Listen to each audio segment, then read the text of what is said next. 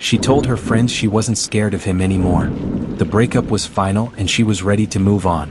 What she didn't know was that he was sitting in his car outside her apartment, hands trembling on the steering wheel, a gun in the glove box, and a plan that would soon make national headlines. That's where our story begins. But to understand how it ended in blood, we have to rewind to the beginning, to a time when it all looked like the perfect love story. Her name was Rachel Monroe. 26 years old, full of life, and a dreamer who never let her small-town beginnings define her. Rachel grew up in Athens, Georgia, the kind of place where Friday night football games still shut down Main Street and everyone knew everyone else's business. Rachel stood out, not because she wanted to, but because she carried herself differently. She had a sparkle, a drive. After college, she landed a job at a local marketing firm, and her friends often joked she was destined for a bigger city. But Rachel loved Athens. She loved the people, the pace, and the fact that she was only a short drive away from her tight-knit family. She was the kind of woman people gravitated toward. The friend who showed up with wine and ice cream after your breakup. The coworker who stayed late to help with your presentation. And yet, behind her bright smile, she carried the quiet exhaustion of someone who had learned, too many times, the hard way that not everyone who says they love you means it. And then she met Ethan Cole. Ethan wasn't from Athens. He was from Savannah, a little older than Rachel, and he had that quiet southern charm people found magnetic. When they first met at a music festival, he seemed almost too good to be true. He was attentive, funny, and charismatic in a way that made Rachel feel like she was the only person in the room. Friends noticed how quickly he pursued her. Texts all day. Calls every night. Flowers on her desk at work. To Rachel, it felt like the kind of love she had been waiting for. He told her he had a good job in construction management, that he wanted to settle down, start a family. He said all the right things. In the beginning, Ethan seemed like the man who would never hurt her. But if you asked Rachel's best friend Maya, she'd tell you the first red flag came on night 3. They were out at a bar, celebrating Maya's birthday, when Rachel introduced Ethan to her friends. He was polite, at first. But as the night went on, his smile faltered every time Rachel laughed with another guy. Later, when Rachel got up to hug an old college friend goodbye, Ethan's jaw tightened. He didn't say much then, but in the car, Rachel admitted he had asked her, "Who was that guy? Why did he touch you like that?" Rachel brushed it off as jealousy, the kind that comes with passion. But jealousy, once ignited, rarely dies out. Over the next 6 months, Ethan and Rachel became inseparable. Dinners at his place, weekends away, family barbecues.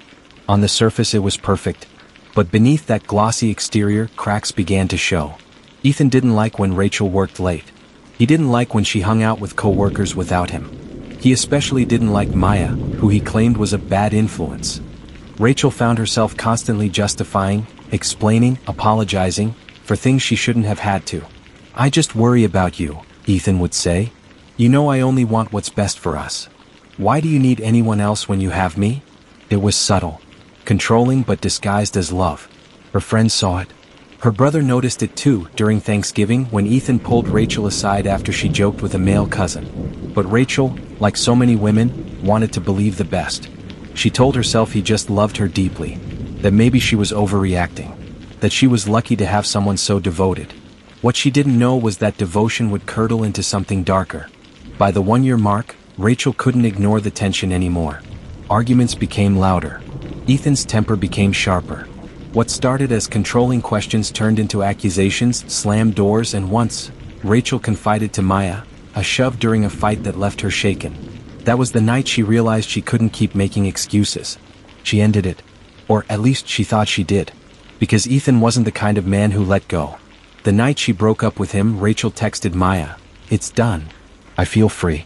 He took it better than I thought." But outside her apartment, parked under the streetlight, Ethan sat in his car. Watching. Waiting. His phone in his hand, his chest tight, his mind racing. The story wasn't over. In fact, it was only just beginning. Rachel's life after the breakup looked fine, on the outside. She smiled more.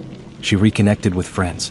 She even joined a local book club, trying to carve out her own space again. But Ethan wasn't gone. At first it was texts. Long, rambling apologies. Promises to change.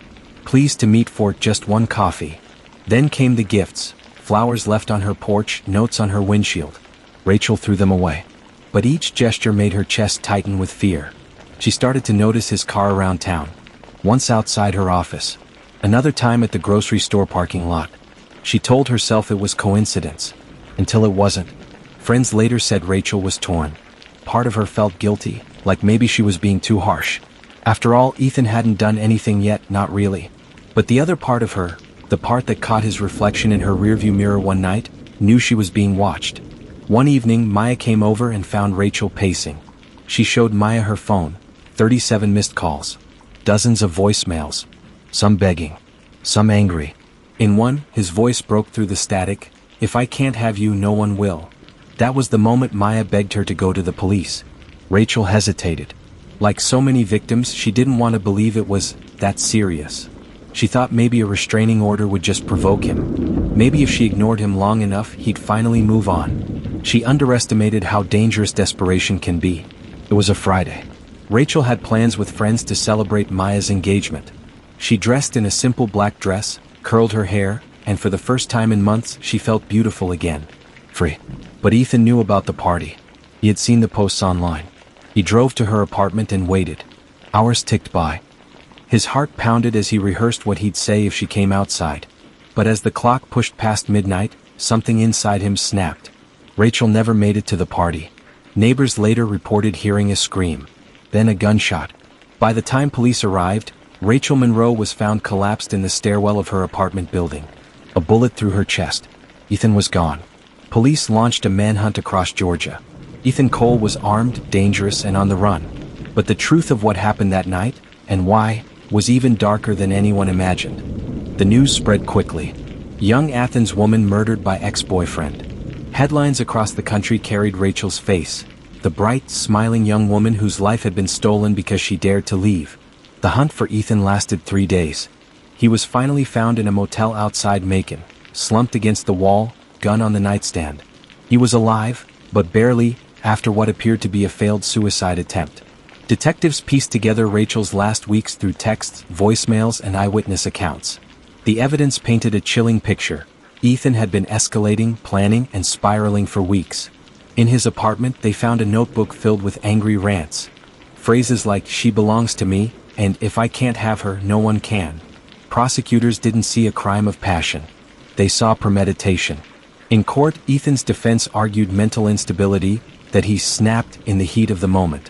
But the jury saw the truth in the evidence. The stalking, the threats, the gun he had purchased 2 weeks before the murder. It took them less than 2 hours to return a guilty verdict. Life in prison without parole. For Rachel's family, justice was bittersweet. They sat in the courtroom clutching photos of her, knowing no sentence could bring her back. Her mother later said in an interview, "She thought she was safe once she left him. She thought the worst was over. We never imagined he would take it this far." The Athens community was shaken. Candlelight vigils filled the streets. People whispered the same question over and over: how could this happen?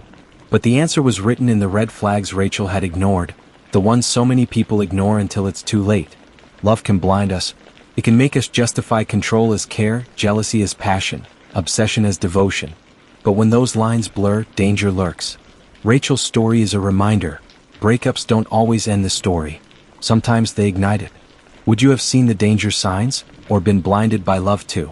Subscribe for more chilling stories where love turns deadly.